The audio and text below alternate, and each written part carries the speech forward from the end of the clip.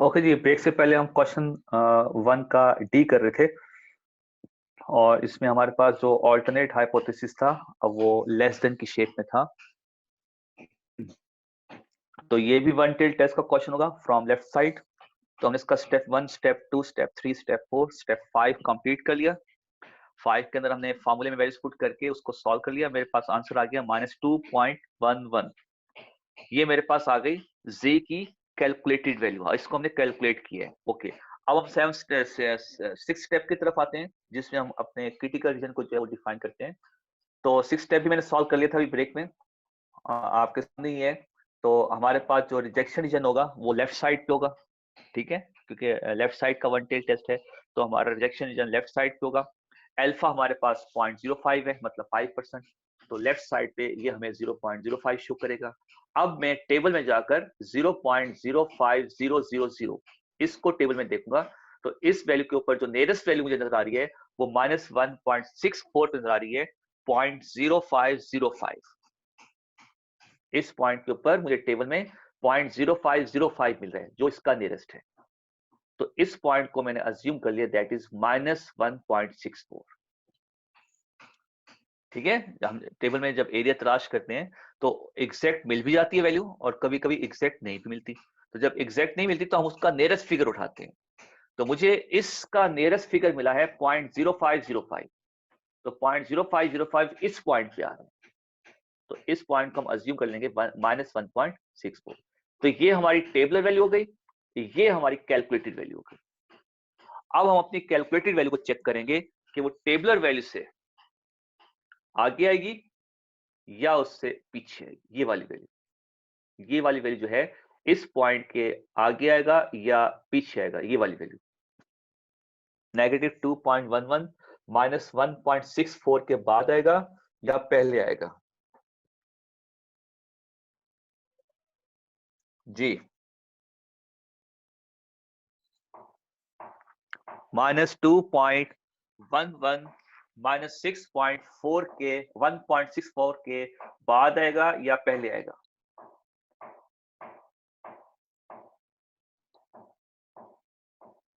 Yes, anyone?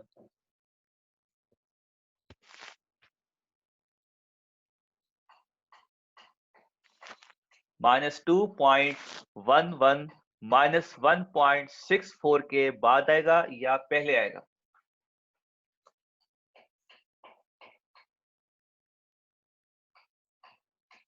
कोई इतना मुश्किल क्वेश्चन तो नहीं पूछा आप लोगों से? सर बाद में आएगा। बाद में आएगा। ये है हमारे पास नंबर लाइन, ये सेंटर में होता है 0। इस तरफ सारे होते हैं पॉजिटिव नंबर, इस तरफ सारे होते हैं नेगेटिव नंबर। इस तरफ हमारे पास होता है +1, देन +2, देन +3 और सो ऑन। इस तरह से आगे चलता है। यहाँ पे -1 आता है, यहाँ पे -2 होता है, यहाँ पे -3 होता है एंड सो ऑन। हमारे पास यहाँ कहीं आ रहा है -1.64, यहाँ कहीं आ रहा है 1.64 और हमारी ये वाली वैल्यू आ रही है -2.11। तो इससे पहले आएगी या बाद में आएगी?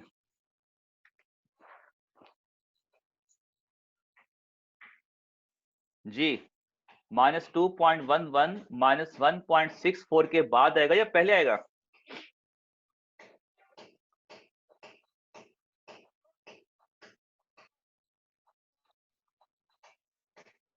चले ये बताएं, -2.11 -1.64 से बड़ी वैल्यू होगी या छोटी वैल्यू होगी?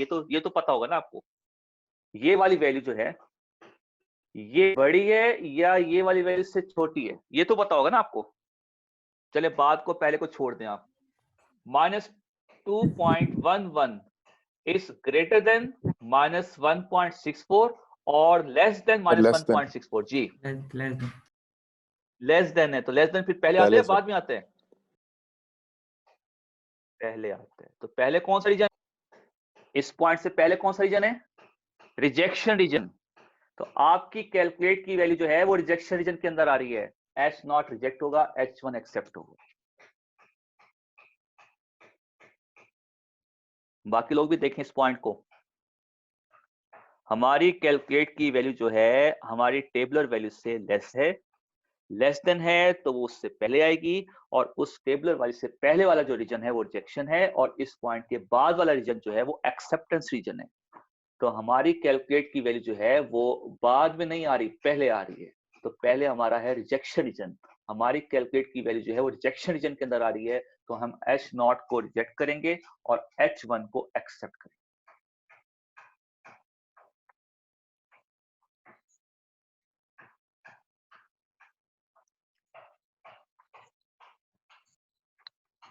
अब हम इसका कंक्लूजन लिख लेते हैं। 7th step,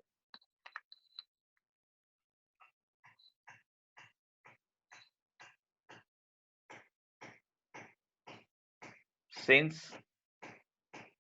the Z calculated value minus 2.11 is less than Z tabular value minus 1.64, so it will fall in rejection region, and hence we reject H0 and accept H1। ये है हमारा कंक्लूजन। इस question में भी हमारा H0 जो है वो रिजेक्ट हो रहा है।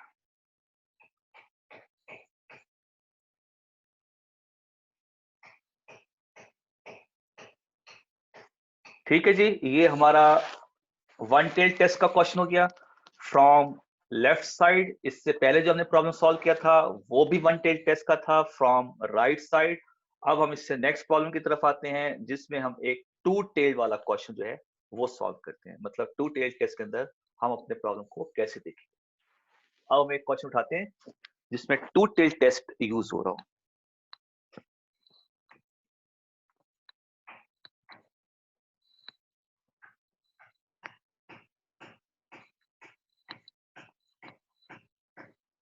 अच्छा, अब आपको ये तो इंफॉर्मेशन मिल गई होगी कि अब हमारा जो फाइन टर्म होगा वो ऑनलाइन होगा। उसमें 3 कैटेगरीज के क्वेश्चन होंगे, में मतलब 3 स्टेप्स पे हमारा वो फाइन टर्म होगा वो डिसाइड होगा। एक स्टेप में हमारा उसका जो है एमसीक्यूज है, दूसरे स्टेप्स में हमारे टाइप के डिफरेंट क्वेश्चन होंगे जिसको आपने सॉल्व करके कंप्लीट प्रोसीजर जो है उसको करना होगा, जैसे हम पेपर सॉल्व करते हैं। सर फाइनल और होगा? जो तीसरा स्टेप है, जी जी एमसीक्यूज कैसे होंगे? मैं वही बता रहा हूँ ना आपको। एक पार्ट आपका एमसीक्यूज का होगा, एक पार्ट आपका सब्जेक्टिव का होगा। जैसे हम क्वेश्चन सॉल्व करें इसी तरह से कुछ क्वेश्चन आपको दे दिए जाएंगे, वो आप सॉल्व करेंगे। और जो तीसरा स्टेप है वो एक मेन स्टेप है, दैट इज वाइवा। तो वाइवा और एमसीक्यूज इसमें बेसिक चीजें होंगी, ठीक है। इसमें होंगी हमारी बेसिक चीजें, जैसे मैं आपको साथ साथ बताता जा रहा हूँ जी। वन टेल टेस्ट जो 2 तरह का होता है, लेफ्ट साइड का भी होता है, राइट साइड का होता है। लेफ्ट साइड का यूज होता है, ठीक है। इस किस्म की चीजें एमसीक्यूज में भी पूछी जाएंगी, इस किस्म की चीजें आपसे वाइवा में पूछी जाएंगी। One tail test left side का कब यूज करते हैं? जब हमारा ऑल्टरनेट हाइपोथेसिस होता है वो लेस देन की फॉर्म में होता है। वन टेल टेस्ट हम राइट साइड का कब यूज करते हैं? जब हमारा ऑल्टरनेट हाइपोथेसिस होता है वो मोर देन की फॉर्म में होते हैं। टू टेल टेस्ट कब यूज करते हैं? जब हमारा ऑल्टरनेट हाइपोथेसिस होता है वो नॉट इक्वल टू की फॉर्म में होते हैं। फिर अगर हमारी कैलकुलेट की वैल्यू जो है वो टेबलर वैल्यू से ग्रेटर देन आ रही है और राइट साइड का वन टेल टेस्ट है, तो इसका मतलब है H0 एक्सेप्ट होगा या रिजेक्ट होगा। फिर आप उसका आंसर देंगे एक्सेप्ट होगा या रिजेक्ट होगा। मतलब इन प्रॉब्लम्स को अब आप सॉल्व करेंगे ना, तो सॉल्व आपने वो रट्टे से नहीं करना है, हर टेस्ट को लॉजिकली देख के उसको सॉल्व करना है, ताकि एमसीक्यूज भी आपके अच्छे हो जाएं और आपका मेन वाइवा भी अच्छा हो जाए। तो आपका ऑनलाइन जो होगा एग्जाम वो 3 स्टेप्स पे होगा, ठीक है। एक स्टेप में आपका एमसीक्यूज होगा, एक स्टेप में आपका कंप्लीट जैसे क्वेश्चन पेपर होते हैं, क्वेश्चन पेपर आप सॉल्व करते हैं ना, दूसरा स्टेप होगा और तीसरा स्टेप आपका वाइवा, और तीनों के फिर मार्क्स प्लस करके आपको फाइनल टर्म के अंदर मार्क्स मिलेंगे। तो अभी से आपने जो ये टॉपिक्स है ना, इसको इसी तरीके से तैयार करना है कि इसी में से आपके एमसीक्यूज भी बनेंगे, इसी में से आपका वाइवा भी होगा, और इसी में से आपका सब्जेक्टिव पेपर भी बनेगा। क्यों, आपको भी नहीं पता इस चीज का? नहीं सर, नहीं पता, आपने भी बताया। मतलब हमारा जो है ना, जो एग्जाम चल रहे थे ना, अभी मिड टर्म के एग्जाम अभी हो रहे थे, आपके तो खैर हो गए थे, जिनके अभी चल रहे थे ना, तो वो उसी वक्त उसको क्लोज कर दिया था, और जिनके मिड टर्म आपके फिजिकली नहीं हुए ना, उनका मिड टर्म हुआ ही ऐसे ही है जैसे मैं आपको बता रहा हूँ। और ये डिसाइड किया गया कि फाइनल भी ऐसे ही होगा। तो हमारा तो मिड टर्म हो गया, फिजिकली हो गया, ठीक है। जिनका मिड टर्म चल रहा था ना यूनिवर्सिटी में, तो जो एचईसी की तरफ से इंस्ट्रक्शन है कि आप यूनिवर्सिटीज को क्लोज कर दें, तो फिर यूनिवर्सिटीज क्लोज हो गई, सारे मिड टर्म का स्केड्यूल ऑफ कर दिए।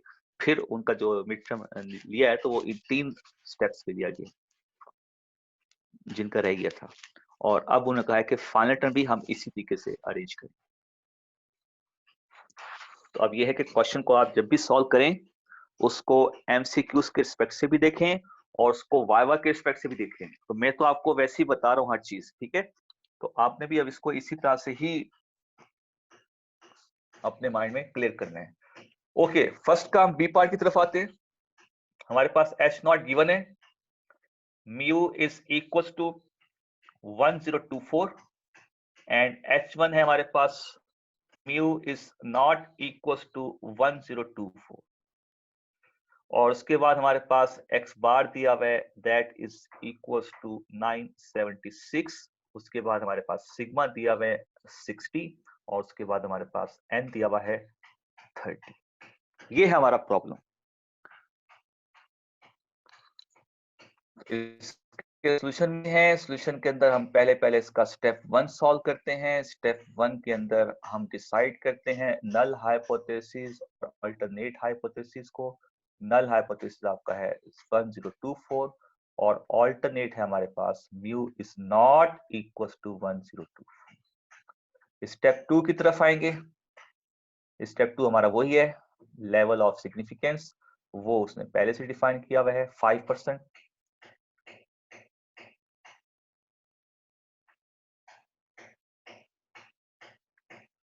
Alpha is equal to 0.05। Step 3 की तरफ आएंगे, क्योंकि ऑल्टरनेट हमारा नॉट इक्वल टू की फॉर्म में है, तो अब हम लिखेंगे it is two tail test. अब अगर ये टू टेल टेस्ट है, तो यहां से हम अल्फा बाय 2 की भी वैल्यू निकाल लेंगे 0.25, क्योंकि टू टेल टेस्ट में हम अल्फा को यूज नहीं करते, हम अल्फा बाय 2 को यूज करते हैं, क्योंकि आधा रिजेक्शन रीजन हम लेफ्ट साइड पे शो करते हैं, आधा रिजेक्शन रीजन हम राइट साइड पे शो करते हैं। ये हमारे पास रिजेक्शन की प्रोबेबिलिटी है, तो इसको हाफ करेंगे, आधी लेफ्ट साइड पे आधी राइट साइड पे। तो इसलिए अल्फा बाय 2 जो है हम टू टेल टेस्ट के अंदर यूज करते हैं। स्टेप 3 हो गया। स्टेप 4 की तरफ आते हैं, टेस्ट स्टैटिस्टिक्स। तो अपने डेटा को देखते हैं। डेटा के अंदर हमें सिग्मा नजर आ गया, टी टेबल का ऑप्शन नहीं है हमारे पास, हम यहाँ पे जी को यूज करेंगे। X bar minus mu upon sigma upon n का स्क्वायर। ओके, स्टेप 4 भी कंप्लीट हो गया। अब हम आते हैं स्टेप 5 की तरफ। स्टेप 5 में हम सारा कैलकुलेशन का काम करेंगे। z कैलकुलेटेड वैल्यू, फार्मूले में वैल्यूज पुट कर दें। x बार हो गया 976, म्यू हो गया 1024 अपॉन सिग्मा हो गया 60, और n हो गया 30 का स्क्वायर।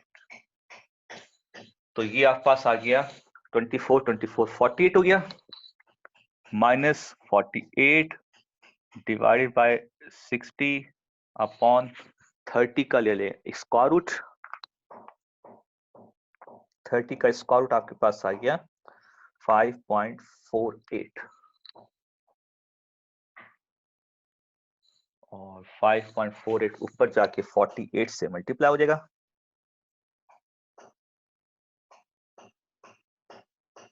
ये आंसर आ गया 262.906। इसको 60 से डिवाइड कर देंगे, ये आपका ओवरऑल आंसर आ गया 4.38 -4.38। ये हमारे पास z की कैलकुलेटेड वैल्यू आ गई। अब हम आते हैं स्टेप 6 की तरफ। क्रिटिकल रीजन डिफाइन करेंगे। क्रिटिकल रीजन जो है हमारा बोथ साइड लाई करेगा, क्योंकि टू टेल टेस्ट है तो हम दोनों साइड पे इसका क्रिटिकल रीजन जो है वो डिफाइन करेंगे।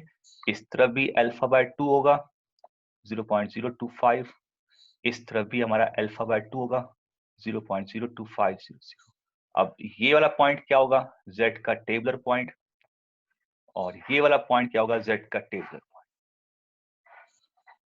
अब हम दोनों पॉइंट को टेबल के अंदर से देखेंगे। 0.02500 इसको टेबल में देखें, z टेबल में, और इस पे z का पॉइंट देखें क्या बन रहा है। 0.02500।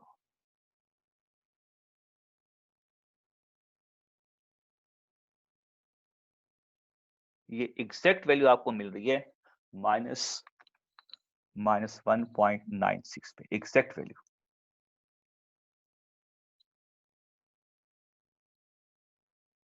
और सेम एज इट इज ये पॉजिटिव साइड पे भी होगी।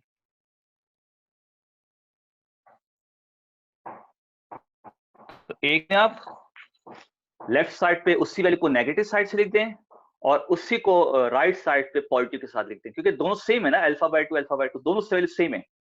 तो एक टेबल से उठाएंगे ना वो नेगेटिव में मिलेगी, उसको नेगेटिव साइड को लेफ्ट साइड पे रख दें और सेम वैल्यू पॉजिटिव साइन के साथ राइट साइड पे। तो ये आपकी टेबलर वैल्यू हो गई, ये आपकी टेबलर वैल्यू हो गई।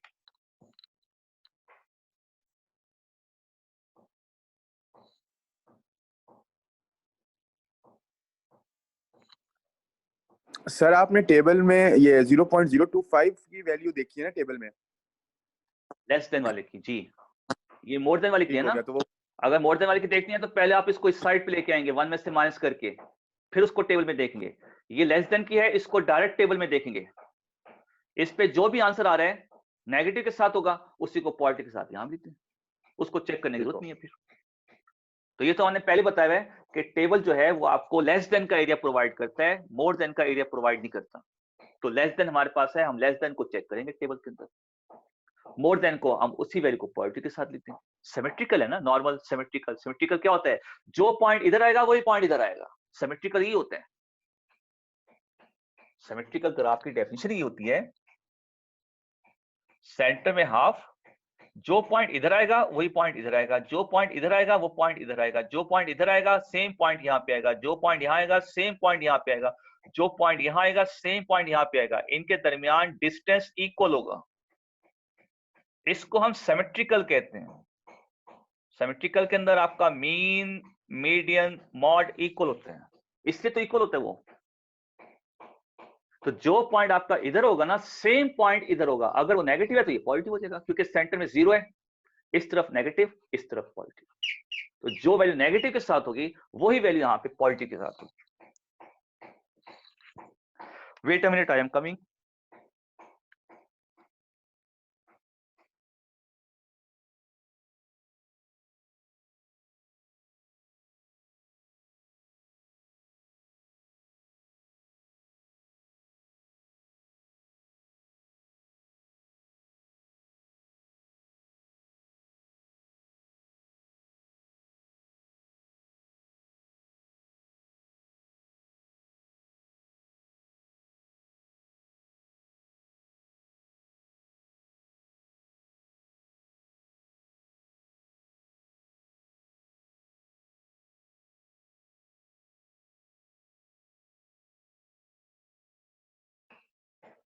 ओके, ये हमारा 6 स्टेप हो गया। अब हम आएंगे अपने 7 स्टेप की तरफ। अब हम अपनी कैलकुलेटेड वैल्यू को चेक करेंगे।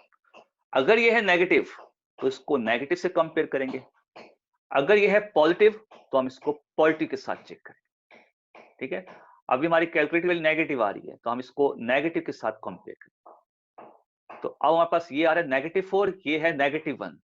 सो -4 इज लेस देन -1, इससे लेस देन होता है तो इसके लेफ्ट साइड पे आएगा, लेफ्ट साइड पे इसका क्रिटिकल रीजन लाइक कर रहा है, तो हमारी जो कैलकुलेटेड वैल्यू है ये z की जो है ये क्रिटिकल रीजन में आ रही है, रिजेक्शन रीजन में आ रही है, हमारा H0 रिजेक्ट होगा, H1 एक्सेप्ट होगा।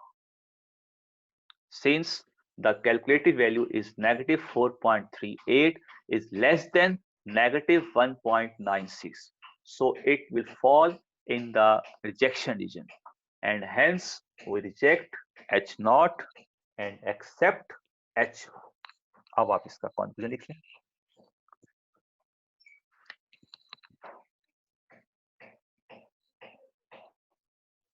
ये हमारा हो गया step 7। Since the calculated value of Z is -1.9, sorry, -4.38 is less than the Z tabular value -1.96, so it will fall in rejection region, and hence we reject H0 and accept H1। ये हमारा हो गया 7th step.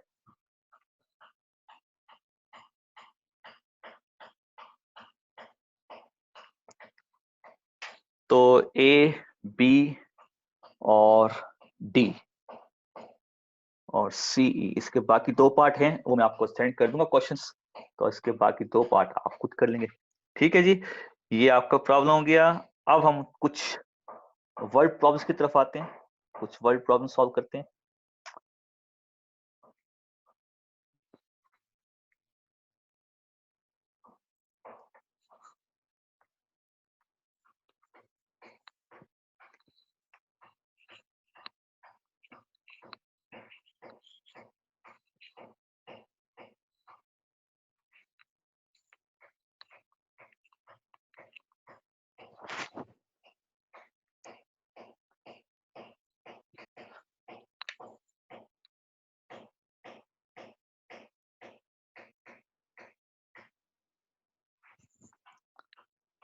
The ages of 50 randomly selected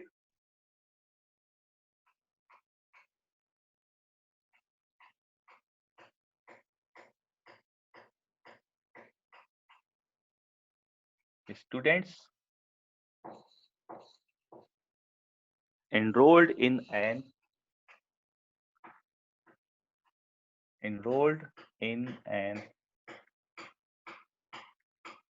evening class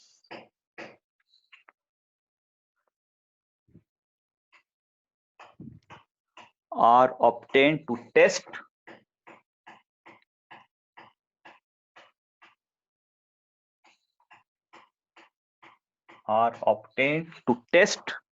the claim that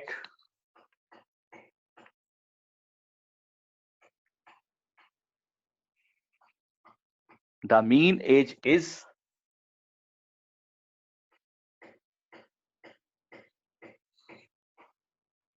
greater than 26 years.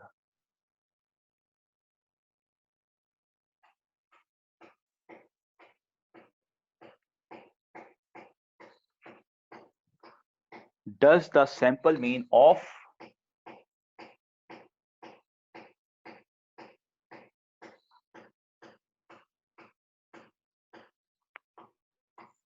(27.4 years)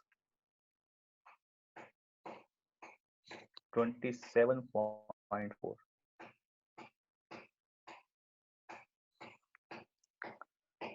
provide sufficient evidence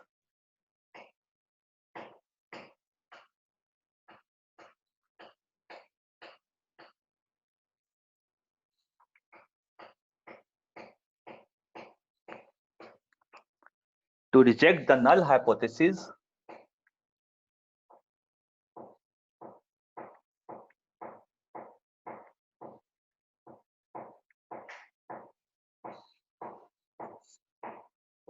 mu is equal to 26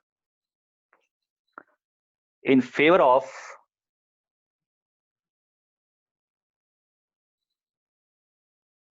the alternate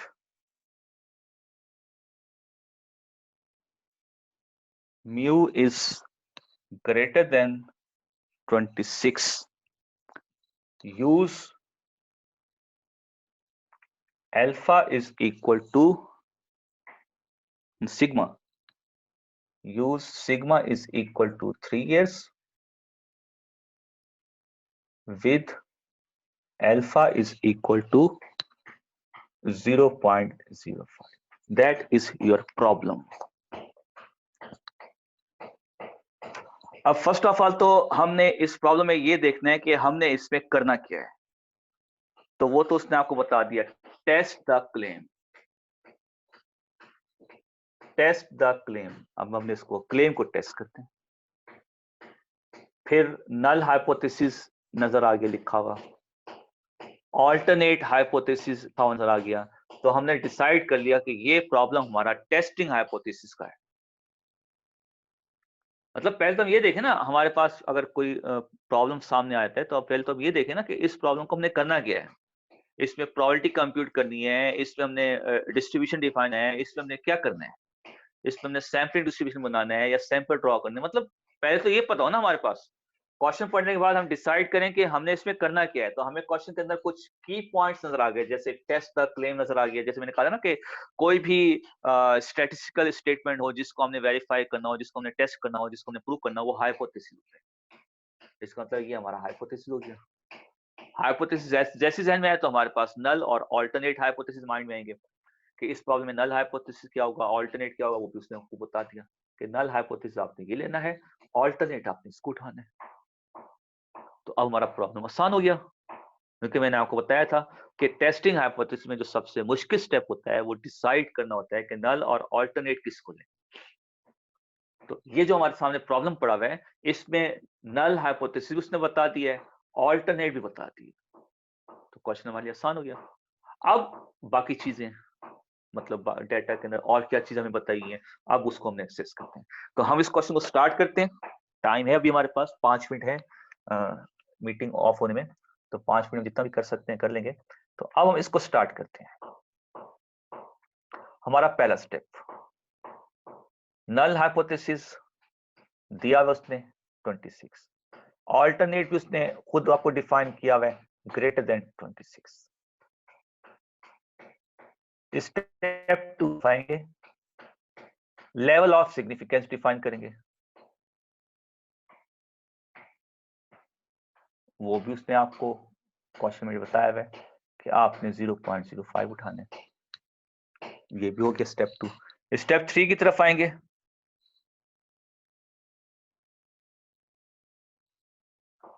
H1 को देखेंगे, it is one tail test, और कौन सा test है, more than है तो right side का। Step 3 भी हमारा कंप्लीट हो गया। H1 को देखते हुए डिसाइड कर लिया कि ये वन टेल टेस्ट है और राइट साइड का है। स्टेप 4 की तरफ आते हैं जी, टेस्ट स्टैटिस्टिक्स। ठीक है, सिग्मा दिया हुआ है, जब सिग्मा दिया हुआ है तो टी का ऑप्शन खत्म हो गया।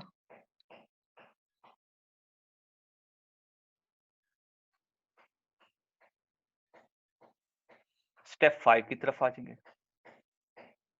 अब हम अपने डेटा से क्वेश्चन का डेटा जो है वो एक्सेस करेंगे। ओके, सिग्मा हमारे पास गिवन है 3 इयर्स। ऊपर से आते हैं, एन हमारे पास 50, पॉपुलेशन का मीन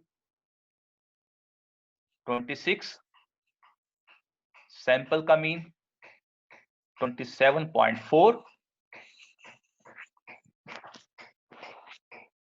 ठीक है, और इसको उठा के फॉर्मूले में पुट कर दें, उठाकर फॉर्मूले में पुट कर दें। 27.4 माइनस 26 अपॉन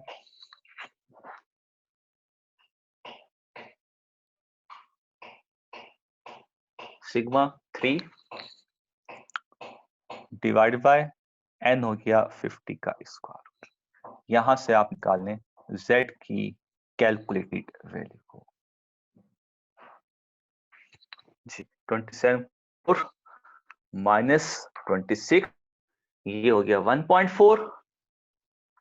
50 का ले लें स्क्वायर रूट, ये आपके पास आ गया 7.07। 7.07 मल्टीप्लाई बाय 1.4 और डिवाइड बाय करते हैं 3। ये आपके पास आंसर आ गया 2.29। ये हो गया 3.30। ये हमारी आ गई कैलकुलेटेड वैल्यू। हमारा स्टेप 4 कंप्लीट हो गया। अब हम आते हैं स्टेप 5 की तरफ। 1 मिनट रह गया है। अगर हम बीच में कट ऑफ हो गए तो फिर हम ब्रेक बाद इसको कंप्लीट करेंगे। अब हम आते हैं स्टेप 5 की तरफ। स्टेप 5 में हम अपना क्रिटिकल रीजन डिफाइन करेंगे।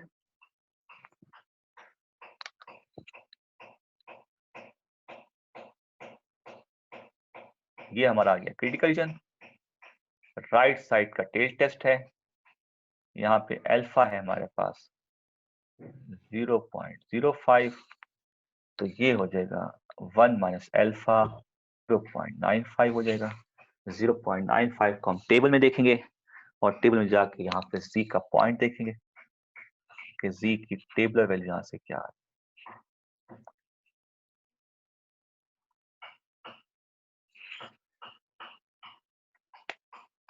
जी 0.95